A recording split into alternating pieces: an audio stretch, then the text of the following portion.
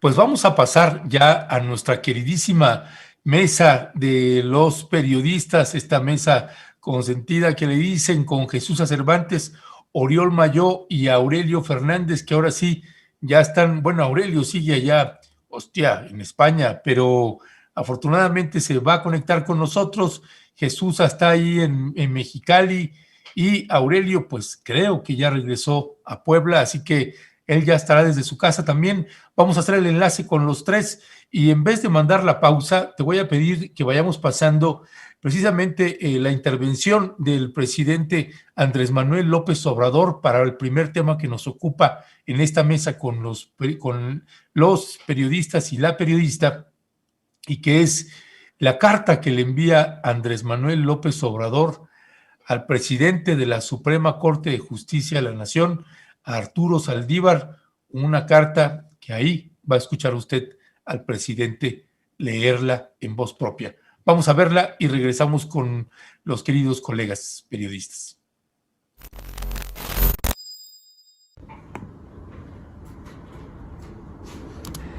Presidente de la Suprema Corte de Justicia de la Nación y del Consejo de la Judicatura Federal.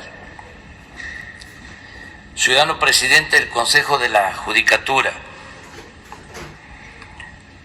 un día después de haberse publicado la reforma a la ley de la industria eléctrica, el juez Juan Pablo Gómez Fierro, titular del Juzgado Segundo de Distrito en materia administrativa, especializado en competencia económica, radiodifusión y telecomunicaciones, concedió a un quejoso una suspensión por el amparo promovido en contra de esa nueva disposición y lo hizo extensivo a otras personas físicas y morales. De manera respetuosa y en observancia al principio de separación de poderes, le solicito que el Consejo que usted preside determine e informe si a la autoridad judicial mencionada le correspondía o no aplicar de manera oficiosa la suspensión a quienes no lo solicitaron, y si es de su competencia o no resolver sobre este caso. Asimismo, y si mi petición es legalmente procedente, solicito que el Consejo de la Judicatura lleve a cabo una investigación para esclarecer la actuación del juez Gómez Fierro en este episodio. No omito manifestarle que alrededor de este asunto actúan personas, organizaciones y empresas afines al antiguo régimen que, en función de sus conocidos intereses económicos y políticos, tenían como modus operandi la corrupción y el influyentismo, con lo que han afectado gravemente la hacienda pública y la economía de la mayoría de los mexicanos, en especial de los más pobres. Me refiero, entre otros actores, a empresas eléctricas extranjeras como Iberdrola de España, que incorporó a su nómina a una antigua secretaria de Energía del gobierno federal y al mismísimo expresidente de México, Felipe Calderón Hinojosa. Esta clase de intereses corporativos, que cuenta con el apoyo de la prensa proempresarial nacional y extranjera, ha conformado un llamado buró jurídico para oponerse a las obras, acciones y políticas que hemos emprendido para la transformación del país. En este agrupamiento conservador y reaccionario destaca. Pues bueno, esto es parte de lo que dijo el presidente Andrés Manuel López Obrador. Y también tuvimos una entrevista con el Maxi, uno de los Maxi abogados, Federico Anaya Gallardo, a propósito precisamente de estos amparos que concedió pues este juez Gómez Fierro. Vamos a escuchar el planteamiento que hace el abogado Federico Anaya sobre estos pues extraños amparos que concedió este juez.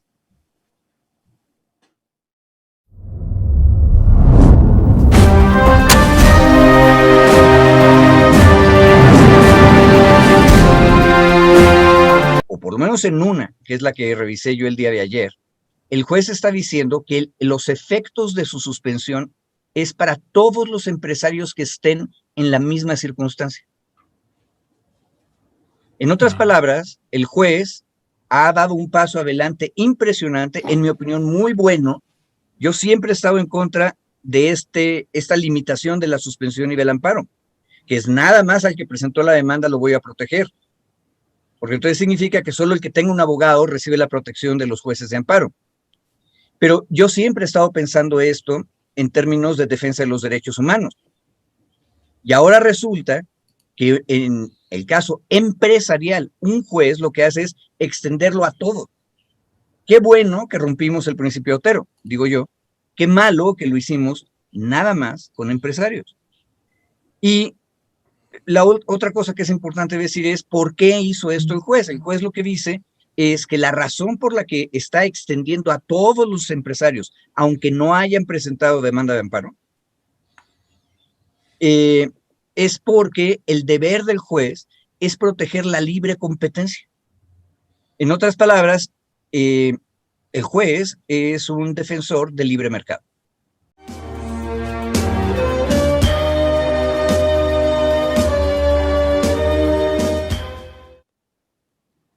Pues gracias, Alberto Nájar, pues ya tenemos aquí a los queridísimos colegas periodistas. Así es, les damos la bienvenida a Aurelio Fernández, Jesús Cervantes y Oriol Mayó en un tema que el mismo presidente López Obrador abordó hoy mismo en la mañanera con esta carta que informó se envió al presidente de la Suprema Corte de Justicia. Y me llama la atención un punto que plantea en esta carta, donde pregunta al presidente de la Suprema Corte si este juez tiene la facultad de amparar oficiosamente a quien no le pidió amparo. Bien, vemos ahí lo que respondieron, lo que planteamos en esta pequeña cápsula. No sé, yo quisiera saber si empezamos de una vez, Ernesto. Jesús, ¿tú cómo ves todo este tema? ¿Qué te parece esta inédita aceleración, si se puede plantear de esa manera, esta justicia expedita que durante mucho tiempo era una carencia en México y que un juez parece que se acordó que esa es su responsabilidad, aunque sea en este tema? ¿Tú qué piensas, Jesús? ¿Qué tal? Buenos días, Nájar. Alberto, pues bueno, a mí me parece extraño que ahora un juez quiera asumir la responsabilidad de la Comisión Federal de Competencia, ¿no? En primer lugar, porque es lo que le corresponde a la comisión.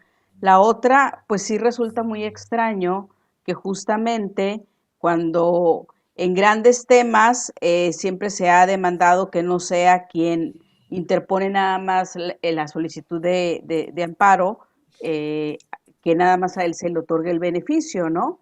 Y que ahora en un tema tan importante como el energético, con tantos millones, miles de millones de pesos que están en juego, ¿no? Este juez decida ser extensivo a todas las empresas sin que lo hayan solicitado. A mí me llama también muchísimo la atención algo de lo que dijo el presidente hoy en la mañana, que mencionó, y le estuve preguntando a Oriol, porque Oriol, que es el especialista en el tema energético, bueno, el presidente hablaba de Claudio X González y que también participa en el tema energético, es uno de los grandes afectados y pues también sería uno de los grandes beneficiados en caso de que esto sea cierto, ¿no?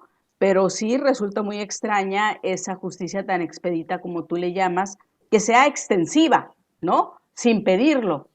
Entonces habría que ver quién está detrás de este juez. A lo mejor lo hizo él de manera independiente, pero entonces sí tendría que dar una explicación porque es la primera vez que ocurre un caso así, Alberto. Gracias, mi querida Jesucha. Pues bienvenidos, Jesús, Aurelio Fernández, Oriol Mayó. Qué bueno que ya los tenemos, ahora sí ya los veo a todos en casita. Y ahora sí que, como decía la queridísima Jesús Cervantes, pues ahora le vamos a preguntar al experto. No. Y el experto que dice, yo no. Yo no. Se equivocan, oigan, si fuera experto no estaría aquí, estaría en Iberdrola trabajando pues, para ellos. Bueno, pero ya ves que hay expertos decentes y vos sos uno de esos, mi querido Oriol Mayó. Oriol, son dos elementos ahí que pongo en cuestión. Uno, aquí está en la carta del presidente Andrés Manuel López Obrador, que está cuestionando a Arturo Saldívar, le dice, pues que revise a quién le toca realmente conceder esos amparos, ¿no? Y otro, el planteamiento que hacía Federico Anaya Gallardo, decía, bueno, pues qué bueno que el juez hace eso, pues yo siempre hubiera esperado que lo hiciera en materia de derechos humanos, no para defender empresarios, que lo generalizara. Dice, es por ejemplo, en el caso del Tren Maya, decía Federico Anaya en esa entrevista que le decíamos, pues el juez concede amparo a un poblado en lugar de conceder amparo pues a todos los poblados que tendrían que ser afectados. Es decir, no se mide con la misma tabla. Y eso que Federico decía, y miren que yo estoy a favor del Tren Maya, dice de la operación del Tren Maya, pero tendría que modificarse esa parte porque el juez pues está haciendo, pues claramente se está inclinando hacia un lado. ¿Cuál es tu valoración de esto que está sucediendo? Bueno, solo hay que imaginarse si los amparos que se han conseguido en algún caso contra alguna minera se aplicaran contra todas las mineras, ¿no? Vaya, la que nos caería encima. Yo creo que en Canadá ya pediría la intervención de la OTAN directamente en México, ¿no? A ver, algo que también creo que no nacimos ayer. Hay un derecho garantista en México de los derechos de propiedad, digamos, excepto algunos temas específicos que nacen del cardenismo. Hay una tradición casi de derecho romano prácticamente, en la cual, digamos, el garantismo del derecho de propiedad, digamos, desde las concesiones a privados, de sus derechos a 100 años, 200, lo que quieras, son casi la regla. O sea, un juez no necesita casi nunca, bueno, aunque siempre ayuda, digamos, que uno lo soborne. Naturalmente tiene un sentido de defensa de la propiedad, digamos, perfecto y absoluto. En ese caso no me extraña porque el amparo, digamos, también nació en muchos casos, sí, para evitar la intervención arbitraria del Estado en la vida privada, pero también a la empresa privada, que tan privada es la vida de las personas como sus negocios en algunos casos. Por tanto, en ese caso yo veo que lo comentamos en Twitter recientemente, eso es la primera escaramuza de una guerra ya directa y frontal sobre la reconstrucción, la cuestión de la soberanía energética y básicamente una guerra que, por cierto, no es de México solamente. Es decir, y digo porque ahora que estoy estudiando y estoy en algunos temas peninsulares, es lo mismo. Gobiernos conservadores tuvieron que quitar y cortar las subvenciones masivas a renovables porque era literalmente imposible sostener finanzas públicas con esas primas, con esos esquemas de subvención automática a cualquier proyecto, digamos, entre comillas, de energía limpia. Entonces, que todos los estados deban reconstruir sus relaciones, digamos, y no depender completamente, no estar en manos de estas puertas giratorias en las cuales todos sabemos que en esencia y en México lo que ha pasado es que algunas empresas, y no creo que no solo Iberdrola, nos olvidamos de empresas fundamentales como Acciona, que maneja campos, una inmensa cantidad, sobre todo de campos eólicos en Oaxaca, cuyos altos cargos en el 2009 fueron los responsables de venderles a Georgina Kessel y a Felipe Calderón, digamos, cómo había que armar el derecho de porteo preferente, las renovables, les dieron el esquema completo, les regalaron, digamos, al Gobierno de México el esquema que empezó la privatización subrepticia, que ya empezó un poco antes, para prácticamente convertir un negocio llave en mano, abrir y para que todo esto se financiara con un porteo prácticamente gratis, digamos, en el transporte de la red eléctrica, y unos campos que tenías la obligación de contratar, digamos, la interconexión preferente, digamos, de todas esas empresas. Eso es un negocio, básicamente. Al margen de todo lo que digan en sus aspavientos, digamos, de que esto es para el cambio climático, básicamente es un negocio padre, digamos, naturalmente, ese tipo de tarifa específica, regulada a lo máximo para ellos, en la cual prácticamente a 20, 25 años, digamos, el Estado se encarga y ya tú con tu recibo de la luz pagarás, digamos, de un negocio que no tiene nada que ver más que con pura especulación, cada vez más barata, porque, insisto, los aerogeneradores son muy baratos. Dicho esto, hay tanto dinero que incluye jueces, incluye medios, incluye campañas, y esto va a seguir. Obviamente y posiblemente llegará a la Suprema Corte. Es decir, la ley de la industria eléctrica será un procedimiento judicial administrativo, es una escaramuza, puede que este amparo pues, se consiga revertir, habrá otros, pero lo que sí es cierto, pese a todo, y hay que decirlo porque se nos olvida, es que lo que van a pelear es lo que ya se ha hecho, pero al menos, y para decir una buena noticia entre comillas, la especulación en México, esa burbuja, como mínimo se ha detenido. Algo se puede decirse ahora, es que ya que el gobierno no te garantiza el negocio llave en mano, al menos toda esa inversión especulativa está literalmente frenada. No es mala noticia, porque si no seguiría aumentando, digamos, esa burbuja a cuenta, digamos, de la Comisión Federal de Electricidad y del presupuesto público, pero, digamos, aunque esta lucha será sobre el pasado, por eso tampoco Iberdrola hizo más entradas de ciclo combinado en Veracruz, paró sus obras completamente, pero esta batalla es importante, no sé si la ganaremos, porque es súper complejo, porque, insisto, en el caso español, desde el 2007 hay millones de euros en cortes internacionales litigando contra el gobierno español. Imagínense, créanse que no se trata. En esos negocios, esa subvención se pelea hasta el CIADI, arbitraje internacional, y puede durar 8, 10, 12 años. Pero es importante, como mínimo, hacer esta lucha con toda claridad, enfrentarla. Una nueva ley es distinta a un reglamento, como CENER, es un poco más fácil litigarla, pero también habría que ver si a futuro, insisto, y eso lo hablamos otras veces, si no cambiamos también la Constitución. Pues los cambios que hubo en términos de reforma energética permiten o facilitan el discurso, digamos, de la libre competencia y del acceso casi a medios entre privados y públicos. Es importante, por eso les da un margen, y no solo esto, toda la red internacional de convenios, tratados de libre comercio, también ayuda a estos grupos de carácter puramente especulativo que consisten en cargarte al recibo de la luz, digamos, lo que ellos le cobran al Estado. Entonces es importante entender que esta lucha va para largo, es importante con claridad cambiar la ley, cómo se cambió esta ley, y de aquí en adelante pues hay que esperar que esto sea nomás el principio de la escaramuza, y esperar que los cambios que pueda haber en junio no determinen también que en las cámaras resulta que los cabilderos de la iniciativa privada, de Iberdrola, de Sempra Energy, de empresas de Estados Unidos también, porque no solo están, obviamente, las españolas, ahí está todo el mundo en el negocio, incluido empresas chinas, por cierto, que también entraron a ese tema de amparos. Entonces, esta lucha está empezando apenas. Tampoco, como ajedrez, esto va para largo y no va a ser una pelea de un mes, ni de 2, ni de 3, sino de varios años. Pero había que darla, y qué bueno que se empezó. Sí, esta lucha va para largo, Aurelio, y pues ya empezaron los primeros cates, como se diría en términos coloquiales. El 13 de marzo, hace 2 días, el ministro presidente Arturo Saldívar respondió a través de Twitter a lo que se había señalado en la conferencia de prensa del presidente López Obrador. Publica la imagen, la tenemos allí, en un momento la veremos. Dice el presidente de la Suprema Corte: las y los jueces federales actúan con independencia y autonomía. El Consejo de la Judicatura Federal garantiza que puedan ejercer su función con absoluta libertad. Sus fallos pueden ser recurridos, pero siempre respetados bajo la óptica de la independencia judicial. Esto, mi lectura, y te quiero pedir la tuya, Aurelio, es que el ministro presidente ya tomó partido, va a defender al juez. Hoy el presidente de la República le envió una carta pidiendo que investigue y cuestionando si tiene o no facultades para hacer lo que hizo.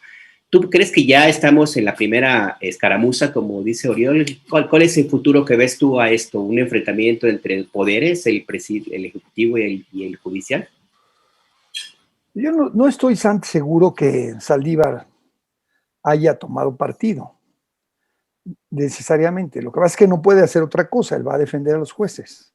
Otra cosa es qué va a pasar después en la Suprema.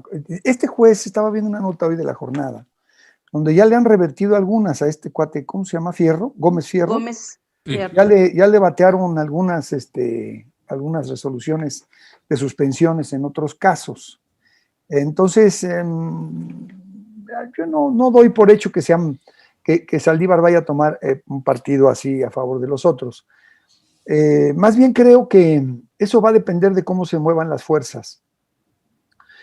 La descripción de Oriol es impecable, es decir, vamos a tener unos cuantos años, no sé cuánto tiempo, de conflicto. Yo estaba recordando un poco, como soy poblano, estaba recordando la batalla de Puebla, ¿no? El famoso 5 de mayo del 1862. Pero meses antes, primero hubo unos llegues ahí cerca de Maltrata y esa parte de Veracruz, entre el ejército mexicano y en la batalla de Camarones se conoce. Vino la defensa de Puebla, heroica y todo, y al año siguiente, en el 63, vino la ofensiva brutal de los franceses, que esa fue la batalla más heroica, el sitio de Puebla de 60 y tantos días. Fue derrotado el ejército de Oriente, el ejército de Juárez, y después vino toda esta guerra y acabó ganando Juárez, digamos, ¿no? Porque lo que ustedes quieran. Pero un poco es lo mismo acá, estos escarceos, llama Oriol escaramuzas, pues las vamos a tener permanentemente. Porque, ¿qué es lo que está pasando? Yo creo que hay que decirlo claramente. Lo que está pasando es que hay un conflicto enorme entre un gobierno que se ha planteado defender el interés nacional, con lo que ustedes quieran criticar, el estatismo, nacionalismo revolucionario, lo que quieran, pero es el interés colectivo frente al interés de grandes corporaciones internacionales, con un poder brutal. Lo que estamos viendo es eso. Y con un impulso de inversión enorme, donde están atrás también los fondos de inversión, BlackRock y todos estos, en una empresa que se basa en la idea de que hay que transitar, o sea, tiene este sustrato que es muy importante siempre subrayarlo, de que hay que transitar a las energías limpias. Pero las energías limpias somos nosotros, ¿no? Y por lo tanto, tiene que haber un subsidio de los gobiernos, de los estados y de los ciudadanos para transitar a estas energías limpias. Signifiquen lo que signifiquen, duren lo que duren, porque tampoco crean que ahorita estamos ya se va a acabar para siempre el problema. ¿Cuál es la vida útil de las eólicas? ¿Cuál es la vida útil de las solares? ¿Qué significa meter energía nuclear, las hidroeléctricas? En fin, ahí hay un problema que tiene este sustrato. Yo creo que que no debemos perder de vista por analizar solamente las escaramuzas, el conflicto global, que es un conflicto de grandes proporciones entre un sector nacionalista y un sector empresarial que apela a lo que sea para salir adelante. Ahora, lo que decía este abogado Anaya que entrevistaron, que es muy interesante, ¿por qué no se generalizan las suspensiones provisionales, se llama técnicamente? Tiene que ver porque hay muchos tipos de amparo. Por ejemplo, en Puebla se está planteando un amparo que tiene un nombre muy extraño, que es muy extraño, que no sé si este es el nombre correcto, pero es individual colectivo. O sea, tú metes 30 amparos, en este caso es contra la empresa privada del agua, y esos 30 amparos, si se ganan, tienen efecto en todos los usuarios, los que tienen que pagar el recibo del agua, ¿no? Por el que no están saneando y te cobran el saneamiento. Hay una figura que es esta. Yo no sé si es el caso, pero el juez de buenas a primeras, lo que es espectacular es que no habían pasado 24 horas de la aprobación en la Cámara, cuando ya, bueno, no sé si la aprobación en la Cámara o la publicación en el diario. En el diario en el Senado. No, no sé si ya estaba. En el momento que hay la publicación en el diario oficial, ya están metiendo el amparo, o sea, y la revisión y el tiempo de análisis, pero nada de eso existe, vamos, de una vez, ¿no? Y además para todos, ¿no? O sea, eso lo que está reflejando, y hay que entenderlo, insistiré, es que estamos en una confrontación, en una guerra de la representación colectiva a través de la figura de un Estado nacionalista contra el interés particular de grandes corporaciones como Iberdrola, han logrado clavar a un funcionario de alto nivel en el gobierno de Biden para defender estos intereses. No estamos hablando de empujoncitos de nos vemos a la salida, ¿no? Para darnos de cates ahí, como decía Najar, sino, no, estamos hablando de una confrontación que además requiere, de parte del gobierno mexicano, de alianzas también internacionales. Yo creo que eso lo deben estar pensando. Si no lo están pensando, tienen que pensarlo, porque ¿qué pasa en América Latina? ¿Qué pasa en sectores progresistas de Europa, de Asia, donde se están dando cuenta que este asunto de las energías limpias pues son un espantapájaros para lo que sacar utilidades espectaculares en materia de economía?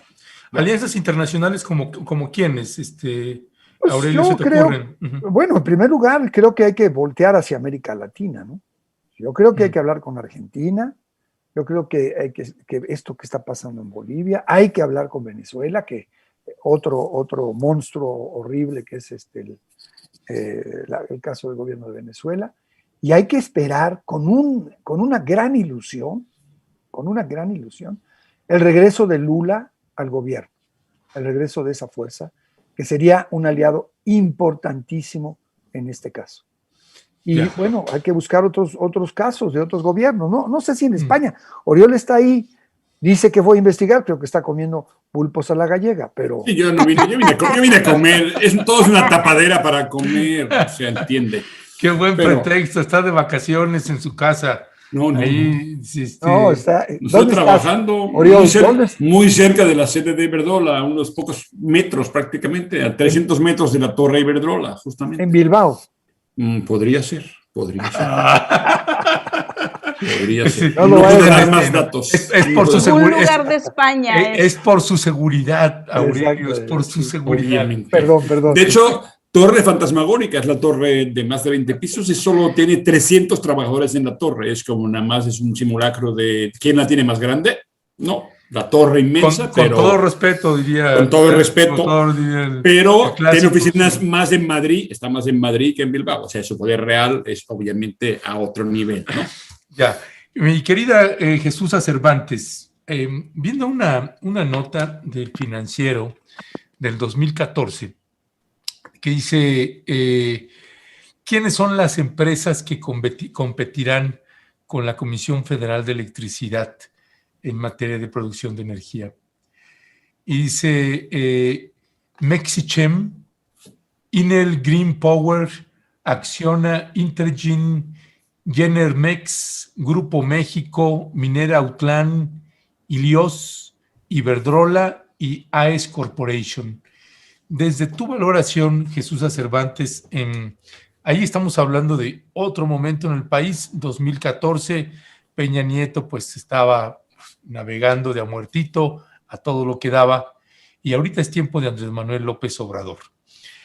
¿Cuál es desde tu valoración la fuerza que tiene el presidente Andrés Manuel López Obrador frente a corporaciones de esta naturaleza? Bueno, a ver, como diría López-Gatell, tiene una gran fuerza moral, ¿no? Su fuerza es netamente moral, porque si nos vamos a analizar quién es cada uno de ellos, Mexichem, con Del Valle, que se quedó con Pajaritos, que tronó Pajaritos, que recibió un seguro, el pago de un seguro y todas las deudas las asumió Pemex. Si nos vamos con Acciona, que hace rato mencionó Oriol, que es donde está el representante de Acciona, era en ese momento, no sé si ahorita todavía lo sea, Francisco Gil Díaz, aquí en México, exsecretario de Hacienda con Vicente Fox, que es él en Iberdrola. Bueno, todos estos son corporaciones internacionales sumamente poderosas, ¿no? Económicamente. La ley que propuso Andrés Manuel tiene la fuerza moral, porque efectivamente va en contra de la reforma del 2013, ¿no? De diciembre de 2013, abril de 2014, que se aprobó en el Senado de la República, porque fue una reforma constitucional, efectivamente, ¿no? pero creo que Andrés Manuel tiene todas las posibilidades de ganar, ¿sí? Si alega el derecho del Estado, el derecho de la población, la gente estaría de acuerdo con él, la gente lo respaldaría porque son miles de millones de pesos y efectivamente un amparo, ahorita lo que decía Aurelio, hay amparos colectivos, ¿sí? Está esa figura, pero se promueven como tales. En este caso, no se promovió un amparo colectivo. El juez decidió que la categoría era de un amparo colectivo y hizo extensivo el beneficio de la suspensión provisional hacia todos. Y sí lo tendría que analizar la judicatura, efectivamente, de por qué se fue por ese lado. Pero la fuerza que tiene el presidente de la República es moral, netamente moral, porque la ley que él propuso sí va en contra, ¿no?, de la reforma constitucional de 2013, efectivamente, ¿no? O sea, forma parte del cambio que él anunció el día de su toma de protesta en la Cámara de Diputados, Ernesto. Una fuerza evidentemente moral con una Suprema Corte de Justicia que, como bien decía Aurelio, pues que tiene que primero revisar la defensa de sus jueces y analizar muchas otras cosas. Oriol, a mí me llama la atención y quisiera explorar contigo esta parte que mencionaba Aurelio de una alianza internacional, porque la fuerza moral del presidente allí está. En algún momento se le llegó a plantear que podría ocupar un lugar importantísimo en la formación o el renacimiento de un bloque de gobiernos progresistas. En este tema del que hemos hablado y del que tú has mencionado varias veces, que no es exclusivo de México, ¿qué tantas posibilidades crees tú que esta fuerza moral que tiene el presidente con esta cruzada que ha iniciado pueda impulsar, no sé si un bloque, pero por lo menos sí una alianza de intereses comunes contra los mismos adversarios, Oriol? ¿Tú cómo lo ves? Bueno, yo en el caso de España perdería toda esperanza. Ahí sí que de plano, históricamente hablando, ni ha pasado ni pasará. El único más o menos aliado que había, vicepresidente del gobierno español, Pablo Iglesias, acaba de renunciar para presentarse a la Comunidad de Madrid. Era una decisión que puede ser el final de su carrera, porque su rival es popular. Y lo peor, pero sí tiene gancho electoral, es otro tema, pero era un aliado plausible, pero en minoría absoluta. Ni siquiera el Partido Socialista Obrero Español, ni es socialista, ni es obrero. Bueno, español porque se ubica en el lugar, excepto nada más. Ni siquiera hay una política que tenga que ver con soberanía energética. Es un aliado incondicional del IBEX 35. Y vaya, esos días, por ejemplo, los últimos 2 meses, la prensa española, pueden verlo incluso en los medios digitales, todo hay titular de por qué nos odia López Obrador, ¿no? Ya, y incluso comentando con gente, me hablan ahora de la inestabilidad política en México, un término nuevo, mejor que te hablen como te hablaban antes de inseguridad, pero ahora de golpe. Oriol, ¿es tema eso en los medios allá? No, yo hablando en las conversaciones, me sorprendió porque generalmente la mayoría, el promedio de la gente en España es un nulo interés y conocimiento, nada les importa, saben todo de México, pero no les importa nada, ni estudian, les importa, pero digamos, si uno ve los medios, cuando hablan de Obrador, y es constante últimamente, es que ¿por qué nos odia? ¿Por qué nos tiene rabia? ¿Por qué el populismo, esa famosa frase de el regreso a los 70? Digamos, entonces la actitud en general siempre es que este tipo es un loco que nos odia, digamos, y que nos quiere hacer daño y no sé por qué. No, eso ni siquiera puede explicar por qué nos odia si somos lo mejor. Entonces, en ese sentido, digamos, si a una combinación existe de toda la vida y funcionando, operativa y total, es la reacción entre, digamos, las grandes multinacionales de capital más o menos ibérico, porque luego de referencia y atrás está siempre Estados Unidos o otros fondos de capitales, y, digamos, y el gobierno español. Es una alianza inquebrantable y más bien, yo diría, como bien dijo Aurelio, hay que mirar al sur. Y el sur no está precisamente en Madrid. Entonces, realmente, ahora bien, hay otro problema grave aquí que, insisto, que cambia todo. Y recuerdo el tema, yo estoy pensando si Cárdenas, cuando explota el petróleo, hubiera estado en esa madeja que existe actualmente de tratados del libre comercio, del CIADI, Centro Internacional de Arreglos de Diferencias. Vaya, Estados Unidos no tiene ni que amenazar con un bloqueo, como hizo un bloqueo real de petróleo. Literalmente arma una madeja legal, porque, a ver, cuando uno anda firmando tratados de libre comercio, anda aceptando, digamos, eso me recuerda un tema, para que te diga muy claramente el tema este, cuando escribí el libro del cártel español en 2011, hablé con el que fue presidente de la Cámara de Comercio Española en Argentina, y me dijo esta frase, cuando hablaba de México, hablaba de si México es de América Latina, y me decía, no. América firmó tratado de libre comercio, por tanto, aquí no pueden expropiarnos. La palabra esta mítica, que todo empresario le importa mucho, ellos mientras cobran, está bien, pero si un día el Estado interviene, expropiación ni siquiera indirecta, ese concepto de que si me cambian las reglas del negocio es expropiación indirecta. Entonces, hay una madeja legal que te complica la vida para actuar con soberanía, para hacerte respetar. Hay una fuerza moral, sí puedes cuando menos acabar, y eso sí es muy importante y es real. No hay ningún nuevo contrato, se acabó darles permisos a cualquiera, se acabó que eso sea campo franco para cualquier inversionista, se hace lo que quiere, esto se acabó. En realidad, el caso de Tuxpan, Veracruz, a Iberdrola no le dan el gas regalado, pues se acabó, no me interesa. Entonces sí, al menos conseguiremos acabar, pero un solo comentario. Por ejemplo, el mayor negocio en España ahora es comprar centrales legadas.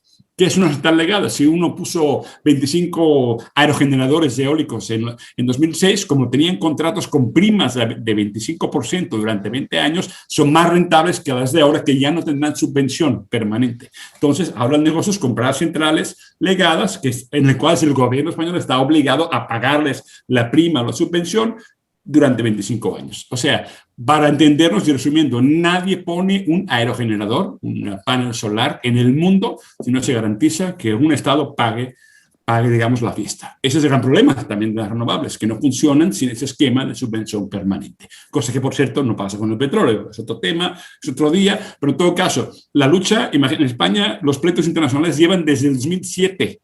Estamos en 2021 y aún no se han solventado. Pero alto, el Estado también tiene fuerza y puede obligar al inversionista a negociar a la baja cada vez más también. O sea, el Estado no solo es fuerza moral, tiene capacidad, como hizo, digamos, la Comisión Federal de Electricidad.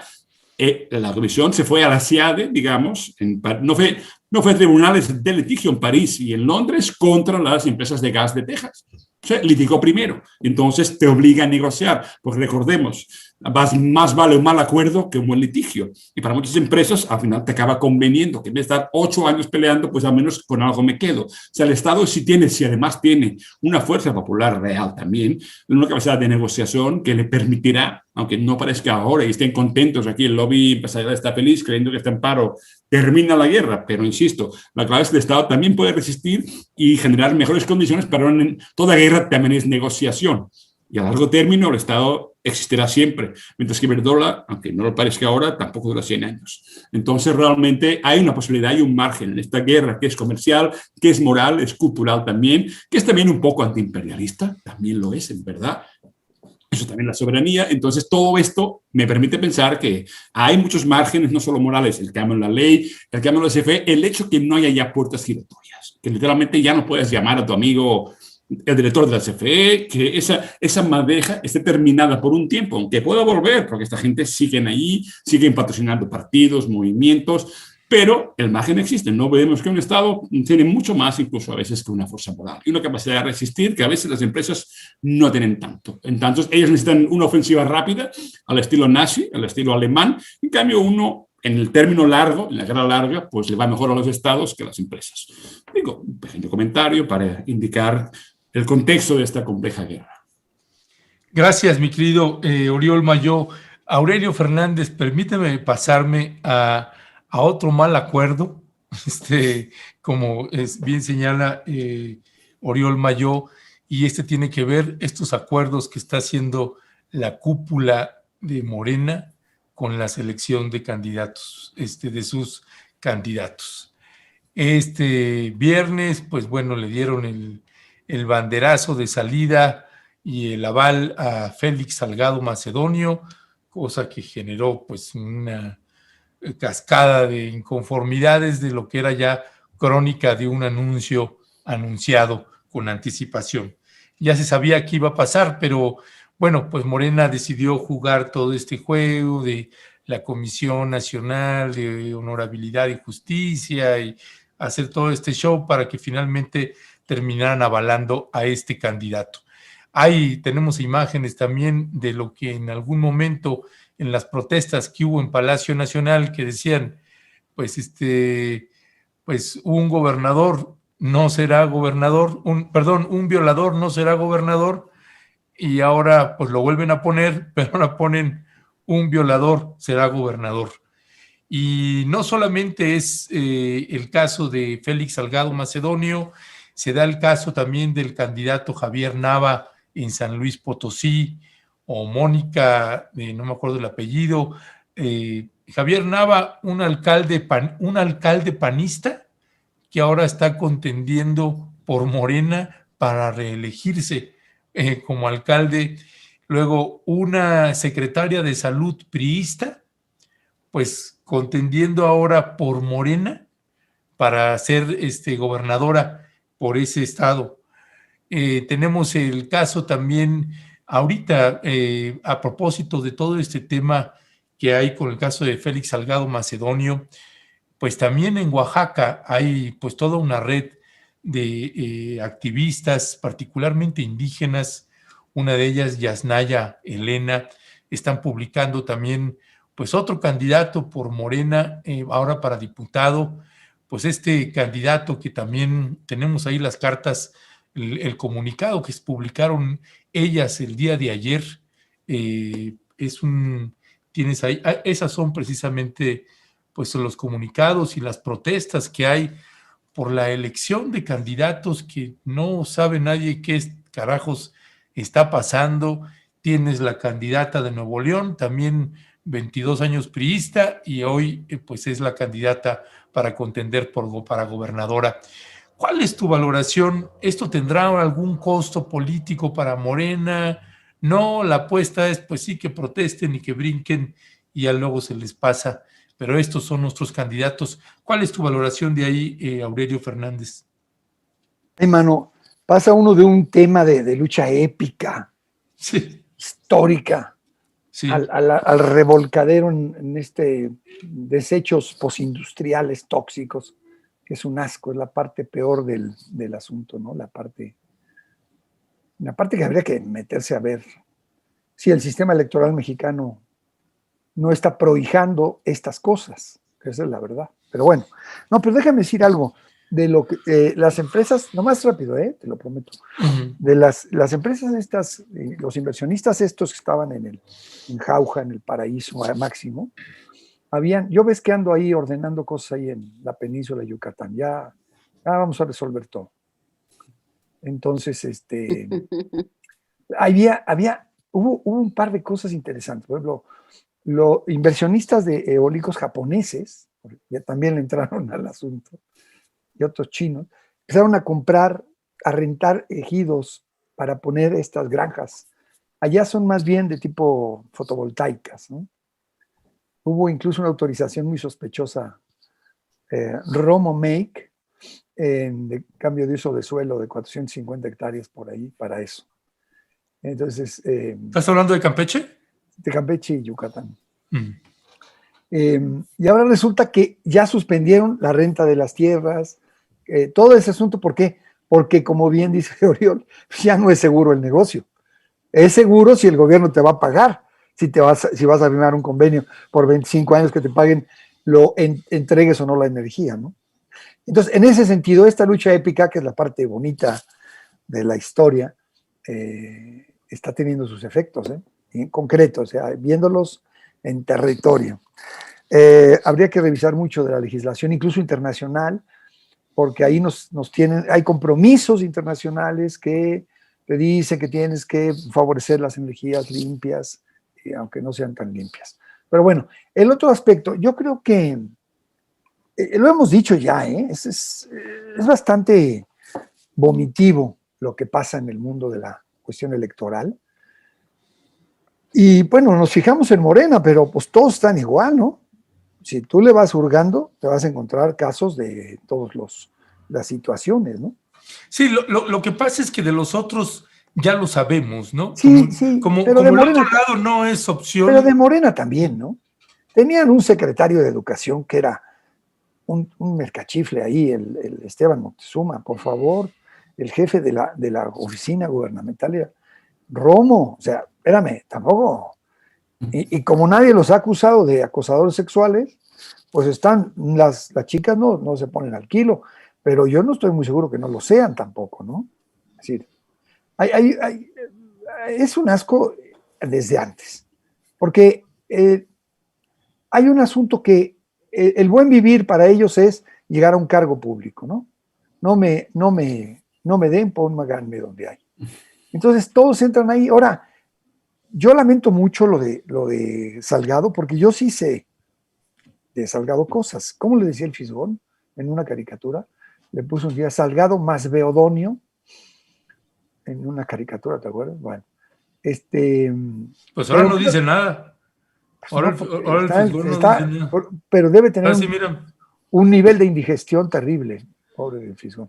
Porque digo, no todos son la misma porquería, eso también. Los amigos de Morena está lleno de gente estupenda, incluso en el gobierno, gente magnífica, empezando por López Obrador, yo creo que lo es, y gente como Hugo López Gatell, que lo traen en friega otra vez. Por cierto, hoy lo vamos a entrevistar en un rato.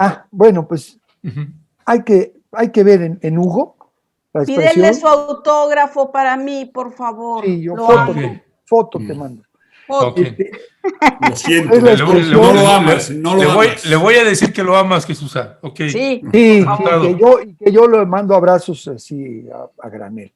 Okay. Abrazos. Digo, por intermediación tuya también, pero no importa. Pero está María Luisa Albores, está Luciano Concheiro, está la propia Delfina. O sea, hay gente magnífica, pero tienes que aguantar a los aspirantes, que son la colección de excretas, tóxicas, muchos, no voy a decir que todos, no voy a decir que todos tampoco, pero todos se montan para llegar a eso y de ahí tratar de aspirar a otra cosa. O sea, es muy lamentable. Yo creo que hay que hacer una discusión también del sistema. ¿Por qué ganan tanto? Verás que si ganaran menos, habría menos aspirantes. Si tuvieran un poder más acotado, habría también. Hay que cambiar esas leyes, porque están criticando a Morena, pero en el fondo es el sistema electoral mexicano, que es un sistema corruptor, estructuralmente corruptor. No nos hagamos, hay que revisarlo. Vamos para pronto. Y qué lástima que estén estos personajes ahí. Ya, fin. Chale, casi los disculpas. Oye, pero a ver, espérame, disculpo, de ninguna manera, de ninguna manera, pero es que no es, o sea, es lamentable que sea Morena, porque Morena era la esperanza de México, era la esperanza de estos ganapanes. No, pero quiero ir un poco más a fondo. O sea, no es porque si no hubiera todas esas prerrogativas, pues no tendríamos tampoco, no aspirarían a tantas cochinadas estos cuates, irían a Iberdrola, como aspira el que está ahí en la pantalla. Aurelio, nada más te recuerdo que cuando se dio la reforma electoral, año 95-96, en el gobierno de Ernesto Zedillo y estaba de secretario de Gobernación Emilio Choufet, se negoció ahí en la Secretaría de Gobernación primero la salida de gobernación de lo que entonces era el Instituto Federal Electoral, y todo lo que es la prerrogativa la negociaron Porfirio Muñoz Ledo, que era el presidente del PRD, Felipe Calderón, que era el presidente del PAN, y Santiago Oñate, que era el del PRI. Y todos ellos coincidieron en esa fórmula que les da miles de millones. Hoy la propia jornada trae 14,000 millones, creo, en contraportada de todo lo que se les va a dar. Eso viene en la Constitución, de acuerdo al artículo 41, pero lo negociaron los de izquierda, o sea. Bueno, espérame. Más. Vi quiénes son los de izquierda en este caso. Espérame. Porfirio Muñoz Ledo, En ese caso, sí, estaba Porfirio Muñoz Ledo, que hoy es el mismo que está en Morena y que hoy ha sido el único que se ha atrevido, ¿sí?, a cuestionar en algún momento al presidente de la República desde el propio Morena. Eso es punto y aparte, ¿sí? Pero han sido los partidos quienes hicieron ese sistema corruptor. O sea, el sistema no se mueve solito, está hecho por las personas. Y son las mismas personas que hoy están en Morena, en el PAN, en el PRI, en redes sociales, el partido de redes sociales me refiero, o sea, son los mismos actores, ¿sí? Con sus herederos generacionales, Sí. ¿sí? Y entonces, o sea, efectivamente, no es un asunto de Morena, es un asunto de todos los actores políticos, ¿sí? Y que ellos mismos dejaron establecido. Ahora, la Cámara de Diputados, desde la última legislación de Enrique Peña Nieto, aprobó acabar con esas prerrogativas. Se avaló, llegó al Senado y se congeló. Hoy volvió a pasar lo mismo. Entonces, Claro. es esa misma gente, es la misma Morena, es el mismo PAN, o sea, efectivamente, no es un partido, entonces, pero no es el sistema corruptor, es el sistema que hizo la gente. ¿Okay? ¿Y no es corruptor? Claro que es corruptor, pero lo hicieron ellos. O sea, pues sí, no lo hizo. No podemos hablar del sistema electoral ateo, como un Jesús, ente. Soy ateo, gracias a Dios. No creo que haya fuerzas metafísicas que lo hayan hecho. Son estos señores. Sí, son estos señores Bueno, que ponen, por ejemplo, entonces en hay que ver quién lo cambia. Clara, ponen a Clara en Nuevo León, esposa de Abel Guerra Garza, un tipo nefasto de la CTM, corruptísimo, ¿no? Y que ha negociado toda la vida, y que por cierto también el tipo es bastante misógino, perdón, dice que si Clara está arriba en las encuestas es gracias a él, ¿no? Porque ellos se han pasado una y otra vez el trienio de la presidencia municipal de Escobedo, que es donde están los trabajadores, ¿no? De los casinos que puso el PAN. Pero entonces, pues son las mismas personas. Pues sí. Son las mismas personas. Pues claro. Y sus herederos, como bien dices. Y sus herederos. Entonces no es un sistema político, son todos ellos que no quieren cambiar. Es un sistema electoral, perdón. Es un sistema electoral creado por ellos. Para beneficiarse, pues no. Yo lo que estoy diciendo es que ese sistema hay que cambiarlo. Ahora, ¿ellos lo van a cambiar? Claro que no. Por supuesto que no. Si son los beneficiarios. Claro que no. Bueno, esa es una cosa que tiene que haber otras cosas, una cosa nueva. Yo ni siquiera tengo propuesta. Nomás digo, hay que cambiarlo. Adelante, Oriol, adelante. Pero también tiene que ver, no solamente, porque siempre hablamos demasiado de política y poco de economía. Es decir, algo que me fascina cada vez más, que los estados en realidad no hay candidato, ¿hay algún candidato que no guste a los empresarios locales? Porque, a ver, como Estados Unidos, cada estado es un mundo también, un mundo de negocios, un mundo de familias, ¿no? Entonces, lo interesante aquí también es que no hay un solo candidato, incluso se ve en el caso de Sinaloa, con Rubén Rocha, un hombre que tiene todo el perfil, digamos, de no molestar a nadie en Sinaloa, donde hay poderes muy importantes, desde cárnicos hasta agroindustria. Luego te das cuenta que ninguno de ellos tiene un perfil que realmente digas, este llega gobernador y me va a expropiar, para empezar. Es decir, que en general, en los estados no hay ningún candidato, ningún partido que represente, ahí sí crea una alternativa de romper con el status quo en los estados. Porque finalmente en cada estado hay formas de oligarquía que llevan muchos años, que han sido capaces de mimetizarse en cualquier partido y que de otra forma, obviamente, si Morena juega en la cancha electoral, si juegas en la cancha electoral y quieres ganar, normalmente requiere acuerdos, digamos, de ese tipo, populares de algún tipo, porque casi en todas las candidaturas es en función de qué me ofreces para llegar al poder en una gobernatura. El caso Salgado Macedonio tiene esa crudeza, con la diferencia que los cargos y el asunto lo llevó a una dimensión como nacional, pero aunque la diferencia es que Salgado Macedonio sí lleva toda la vida desde el PRD a Morena, sí es parte del movimiento, a diferencia de otros, por tanto es aún más cuestionable seguramente y duele más o genera más tensión. Pero la clave es que uno viendo desde Nuevo León, Sinaloa, tiene papeles muy importantes económicamente. Si llega Rubén Rocha, me pregunto, al gobernador de Sinaloa, ¿qué va a cambiar? Si realmente ha sido un hombre que siempre se ha entendido con los poderes de toda la vida, existentes, los reales. Esa es la pregunta también, preguntar más allá de lo que se puede hacer, quizás sí en la cúpula de la federación, pero la gran pregunta, y ahí viene también de otra cosa, porque obviamente ni hay militancia real, y segunda, hay algo muy interesante también aquí, que nos planteamos, el mundo alternativo que se creó en los 90, que el neozapatismo, que diría yo, es un mundo que se autoeliminó de la política también, se decidió apartar. En ese apartarse de la política porque es corruptora, en ese el poder corrompe absolutamente, todo es extractivismo, todo está mal, tampoco da márgenes. Entonces la política abajo es un lugar donde hay muy poca gente que realmente no esté peleando por algo más que una posición. Y eso también dificulta mucho, porque hablamos de sistemas, quién tiene la culpa arriba, pero abajo muchas veces no hay nadie tampoco. Bueno, eso, es cierto, Oriol, pero también, y no nada más el poder económico. Ese sistema electoral se impulsó en esos años porque decían, vamos a evitar, ¿sí?, que llegue el dinero sucio a las campañas, a los gobiernos, y que no sean los grupos empresariales, porque recordábamos que había ocurrido el famoso pase de charola con Carlos Salinas de Gortari, y también para evitar que el narco se apropiara. ¿Quién pone a los candidatos en ciertos distritos electorales federales? El narco. En otros, el poder económico, efectivamente.